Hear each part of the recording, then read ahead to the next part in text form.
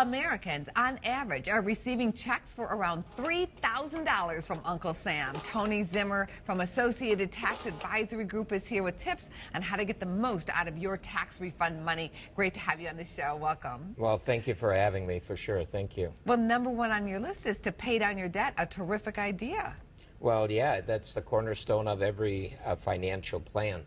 It's not so much even the debt that you have, it's just the amount of dollars needed to service that debt.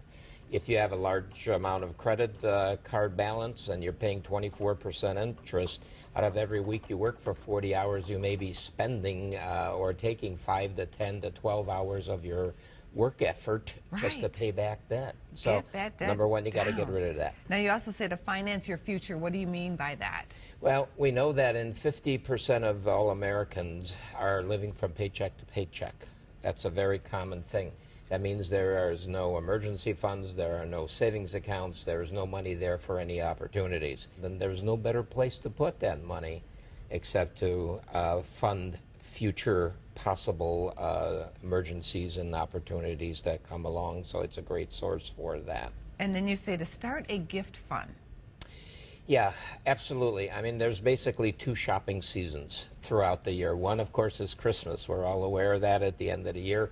And if you don't put money aside to pay that, and you put it all on that credit card, chances are by the time June or July comes, you're still paying interest on the pair of socks you bought Uncle Charlie. And then prepare for repairs. We're all going to have repairs, whether it's on the house or if it's the car or something's always going to go wrong. You got to prepare for the unexpected. And so if you, again, have money set aside for that, you don't have to worry about loading up the credit card or where's the money going to come from. And you can look at it from a little different viewpoint, too. You can also use it for a more fun project. If you start putting money aside ahead of time, you can remodel kitchens, you can maybe pay a larger down payment on an automobile, whatever it may be. But the more cash you have up front to reduce that expense in the future is going to be key. And then finally help your kids. Yeah, and a lot absolutely. of parents are. Yeah.